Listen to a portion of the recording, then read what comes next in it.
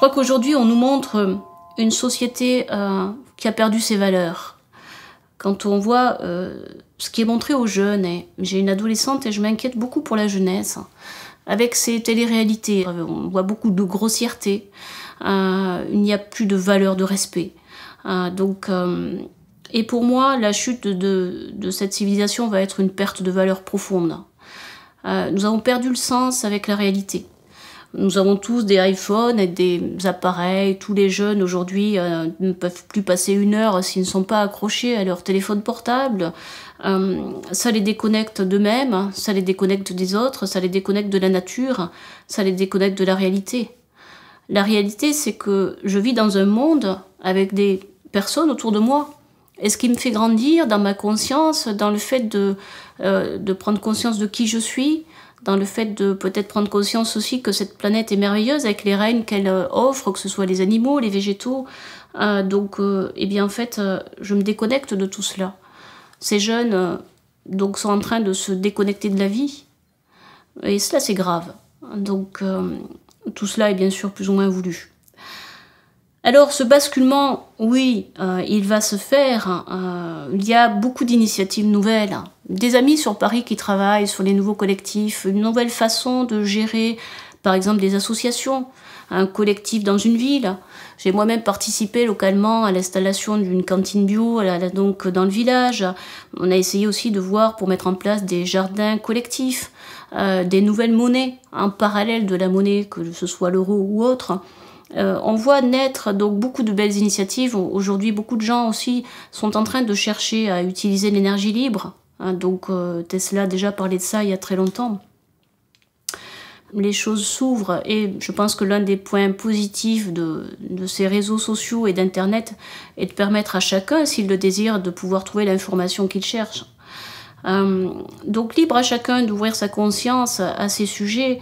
Je pense qu'au bout d'un moment, on va pouvoir être touché et on va devoir être touché si on veut comprendre ce qui se passe réellement sur la planète et aller dans ce mouvement. Parce que pour moi, il est clair qu'il va falloir prendre cette vague énergétique et surfer dessus. Tout ce qui va être à contre-courant de cette vague va poser problème. Ce qui explique aussi la période actuelle que l'on vit, où on est tous perturbés, fatigués, avec parfois des symptômes, grosse fatigue, des journées qui donc nous donnent un petit peu la pêche, et puis des journées où on est par contre plus mélancolique, plus triste. Tout cela est le fait de ces énergies qui descendent et qui viennent nous perturber dans ce que l'on vit. Beaucoup d'individualisme, beaucoup de conflits dans les familles ou même à titre individuel, beaucoup de blessures, avec l'impression parfois de voir se répéter certains scénarios de vie. Donc cela nous questionne. On peut se dire, bon, ok, je ne suis pas bien, je vais prendre un comprimé, je vais aller voir le médecin. On sait que toute maladie, que ce soit une grippe ou une pathologie plus sérieuse, a une source dans le comportement psychologique que l'on a. Et donc, en tout cas, de notre côté, on envisage la maladie sur un plan beaucoup plus holistique. Mais on peut aussi peut-être se poser des questions. Qu'est-ce qui m'arrive dans ma vie ? Comment puis-je résoudre mes conflits, donc comment guérir mes blessures individuelles, parce que tous ces conflits individuels vont développer sinon une agressivité, un individualisme, mais ce n'est pas la voie. La voie serait plutôt d'aller dans la recherche personnelle, donc l'introspection, à force de dire toujours tu, donc c'est la faute des autres. Non, c'est pas la faute des autres. Tout ce qui nous concerne doit être amené à soi. Et ce qui nous arrive est aussi le miroir de nos propres rectifications, peut-être personnelles, qui viennent d'autres aspects de nous-mêmes, peut-être d'autres incarnations, suivant les conceptions et les croyances de chacun.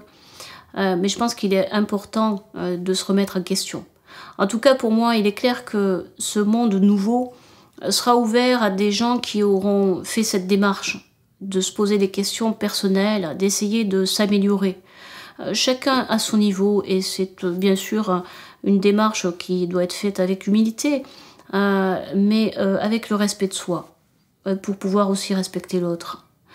Dans ce basculement, il va avoir lieu peut-être d'ici 20 ans, 50 ans, peut-être demain aussi, parce que cela va dépendre de ce mouvement de masse, je dirais, et de l'évolution de cette masse d'humanité dont on fait tous partie.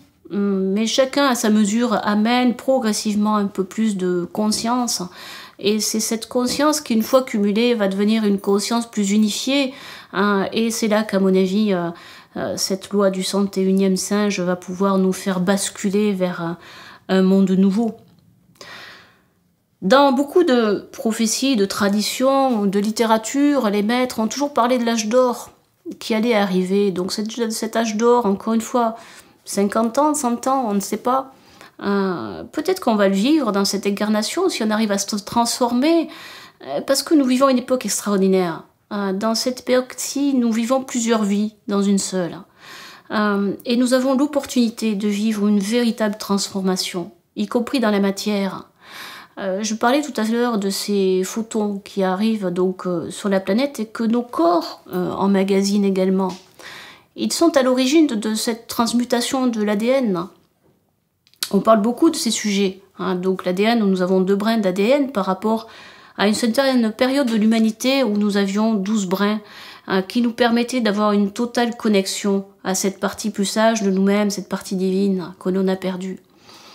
Ces puits de photons, ces biophotons viennent amener de nouveau cette possibilité de capter cette énergie lumière.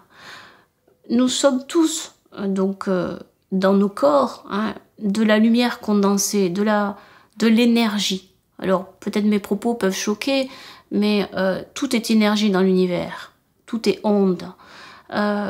Nous sommes un champ électromagnétique, densifié dans notre corps physique, mais un peu moins densifié dans le corps éthérique, corps astral et les corps suivants. Petit à petit, quand l'humain va connecter avec sa véritable identité, va retrouver cette conscience, à ce moment-là, les choses pourront basculer parce que tout simplement, nos présupposés de base, qui gèrent notre humanité aujourd'hui, notre société, que ce soit au niveau politique, au niveau religieux, au niveau matériel, au niveau écologique, ne seront plus du tout d'actualité. Je disais tout à l'heure, nous avons des paradigmes qui vont changer. Si aujourd'hui de plus en plus de personnes vivent des NDE, à peu près 1,5 million de personnes dans le monde, plus de 4 millions en France, prétendent vivre des NDE en disant mais il se passe quelque chose après la mort n'est qu'un passage de conscience, ça vient perturber l'éthique même de notre société. Mais alors, qu'en est-il des religions ? Si à un moment donné on prend conscience que la maladie a un sens dans notre vie et que on pourrait peut-être se remettre en question, ne pas avoir besoin d'autant de médicaments, ça aussi ça va venir perturber notre société. Dans plusieurs domaines, nos postulats sont en train de changer. De tout temps c'était le cas. Autrefois au Moyen-Âge on croyait que la Terre était plate. Et bien de la même façon, progressivement, notre civilisation actuelle est en train de changer de paradigme, donc on va aller vers une nouvelle société, peut-être une nouvelle race plus tard. On sait aussi que beaucoup d'enfants sont en mutation, on parle d'enfants psychiques, en Russie ces enfants sont médiums. Aux États-Unis, au Mont Shasta, un lieu qui m'est cher, il y a une professeure qui a 3 enfants qui ont 3 brins d'ADN. C'est-à-dire des enfants qui sont quasiment médiums, télépathes, qui font bouger les objets, donc ils connaissent les lois d'antigravitation. Ça c'est une réalité, ça existe déjà aujourd'hui. Donc on pourrait se dire que ce nouveau monde est déjà là, il suffit juste peut-être de le regarder. Alors où mettons notre énergie, notre attention ? Est-ce qu'on va la garder focalisée sur l'ancien, avec tout ce qu'elle comporte, notre civilisation actuelle, qui est en train de mourir ? Ou est-ce qu'on va focaliser notre énergie vers le nouveau ? Là est toute la question. Et pour moi, pourquoi le monde ne bascule pas ? Déjà parce qu'il y a un désir global de faire en sorte qu'il ne bascule pas. Est-ce qu'il va supposer que chacun fasse cette démarche intérieure et personnelle qui va devenir ensuite collective, de se dire je vais me focaliser vers ce qui existe de nouveau, ce qui est encore vivant, et ce qui va nous réserver de très très belles surprises.